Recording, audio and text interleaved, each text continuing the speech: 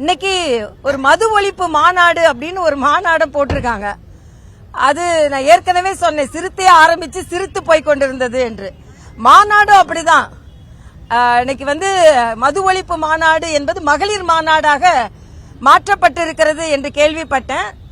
மது ஒழிப்பு மாநாட்டிற்கு அவர்கள் கட்சியிலேயே ஆதரவு இல்லை என்பதையும் நான் கேள்விப்பட்டேன். இதுதான் அவர்களின் கொள்கை. அது மட்டுமல்ல, நான் கேள்விப்பட்டது உண்மையா என்னன்னு தெரியல, அண்ணன் திருமா அவர்கள் இந்த வழியா வந்துட்டு காந்தியை தவிர்த்து விட்டு காமராஜருக்கு சென்றிருக்கிறார். காமராஜருக்கு அஞ்சலி செலுத்தியதில் மிக்க மகிழ்ச்சி. ஆனால் மது ஒழிப்பு மாநாடு நடத்துபவர் ஏன் காந்தியை தவிர்த்தார் என்று எனக்கு தெரியவில்லை. ஒருவேளை குற்ற உணர்வு குறுகுறுக்கிறதோ என்னமோ. நமக்கு இருக்கிற கொள்கையில நம்ம காந்திக்கெல்லாம் மாலை போடக்கூடாது அப்படின்னு நினைச்சாரா என்னன்னு எனக்கு தெரியல. அதனால அது ஏன் அந்த வேறுபாடை காண்பிக்கிறார்கள்? ஏனென்றால் உண்மையிலேயே மது ஒழிப்பு என்றால் அது மகாத்மா காந்தி அவர்களின் கொள்கை. அதை அவர்கள் நடைமுறைப்படுத்த முடியவில்லை என்பதற்காக தோல்வி ஒப்புக்கொள்கிறார்களா என்று எனக்கு தெரியவில்லை. அதே போல தமிழக அரசு எல்லா விதத்திலும் தோல்வி அடைந்திருக்கிறது. இன்னைக்கு நீங்க பாத்தீங்கன்னா 36 மருத்துவக் கல்லூரியில் 11 மருத்துவக் கல்லூரியில டீன் கிடையாது. பல பல்கலைக்கழகங்களில் துணைவேந்தர்கள் கிடையாது.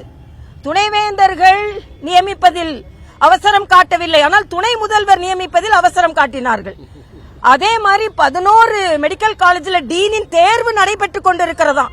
ஆனா ஒருவர் ஜெயில இருந்து வந்த உடனேயே எந்த ஆலோசனை இல்லாம அவருக்கு அமைச்சர் பதவி கொடுத்து விடுவார்கள். ஆனா ப்ரமோஷன் படி கொடுக்க வேண்டியது தானே. இதுல ஏன் டீன்கள் நியமிப்பதில் இவ்வளவு தாமதம்? நேர்மறையாக நீங்கள் நியமிப்பதால் எதையோ எதிர்பார்த்து கொண்டு நியமிப்பதனால் தான் இந்த பிரச்சனை. அதனால தமிழக அரசு பல துறைகளில் முற்றிலுமாக தோல்வி அடைந்திருக்கிறது என்பதைத்தான் இது காண்பிக்கிறது. அதோட அண்ணன் ரகுபதியோட ஸ்டேட்மெண்ட் ஒன்னு பார்த்தேன். மரியாதைக்குரிய அண்ணன் ஸ்டாலின் மூலவராம், தம்பி உதயநிதி உற்சவராம். அதாவது இங்க உள்ள அனைத்து, என்ன பொறுத்த வரைக்கும் எப்படின்னா, மூலவர்னா தமிழகத்தில் நடக்கின்ற அனைத்து முறைகேடுகளுக்கும் மூலமாக இருப்பவர் மூலவர்.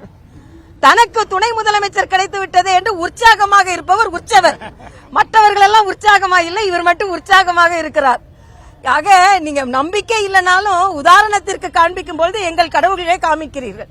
ஆனா அதே நேரத்தில் ரகுபதி அண்ணன் சொல்றாரு, இந்தியா முழுவதும் மதுவிலக்கு கொண்டு வரட்டும், அப்புறம் நாங்க தமிழகத்தில் ஒரு சேலஞ்ச் பண்றேன், தமிழகத்தில் மதுவிலக்கு என்று அறிவியுங்கள், அதற்கப்புறம் நாங்க சென்ட்ரல்ல போய் கோரிக்கை வைக்கிறோம்.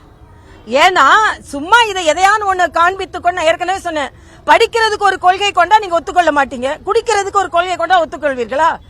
ஆக இன்னைக்கு பாத்தீங்கன்னா இன்னொரு அபாயகரமான ஒரு செய்தி, உயர்நீதிமன்றத்திலிருந்து போக்சோ சட்டத்துல இன்னைக்கு ஒரு சிறு பெண் பாலியல் பலாத்காரம் செய்தது 12 நாளைக்கு பின்புதான் தகவலே அவர்கள் பதிவு செய்திருக்கிறார்கள்.